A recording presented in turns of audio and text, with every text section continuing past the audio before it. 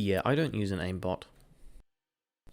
Anyway, Quantum League had their full release less than a week ago, and the main complaint that most people had was that the numbers were too low, they weren't finding any games, and so I thought I would do an update and we can see what the numbers are looking like now and if it's worth getting. But before we dive in, I just want to say that my channel is coming along really nicely. Thanks to all of you guys, I'm getting way more reach than I ever thought that I would. My most popular video is over 3,000 views, which is insane. I never thought that it would take off like that. And I have almost hit 100 subscribers. So it's not something that I ever intended to happen, but I just really like this game. I really like making these videos. So if you do want to help me out, of course, subscribe. So let's talk about what's been happening with Quantum League recently. So they came out with their full release on April the 15th, and it has been a smashing success so far. They released a new map called Nordic. That's really fun. I actually really enjoy it. I think it's quite well designed. They have also reset all the ranks, which means everybody has gone back to Bronze 3 and we're going to have to claw our way back up. Which means I might need to make another Road to Diamond 1 video, because that one is now slightly outdated. So if you are new to the game, definitely get it, of course. It might pay just to stay away from ranked just for a little bit, just so some of the highly skilled people can get up to Diamond, and that way you won't have to face them. But, you know, if you don't mind learning from the best, then definitely queue up for ranked whenever you think you're ready. But the player base, the thing that everyone was, rightly so, most concerned about. How is it looking now?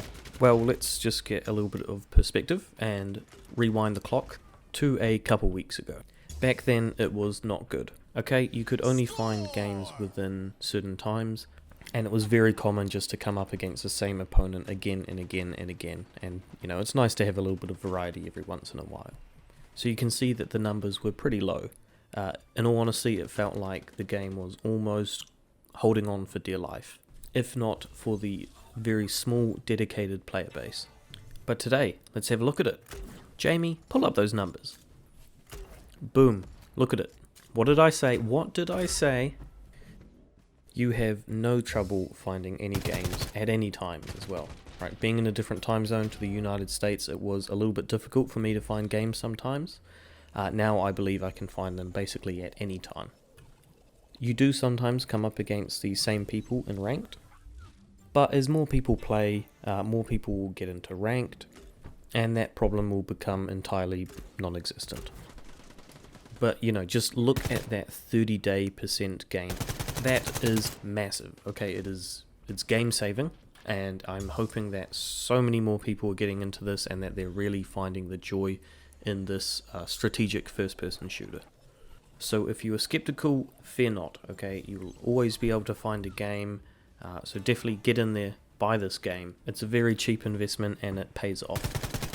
And so looking ahead into the future of Quantum League, I suspect that they will continue with their development. A few new maps will be really nice to see. I believe they're going to be tweaking some of the weapons and some of the character passives as well. So stay tuned for that, and I think that we're going to see some really good stuff in the future. And that about wraps this video up. So again, if you like this video and you want to see more Quantum League stuff, definitely subscribe to me. And we'll see you out in the Quantum Arena. See ya!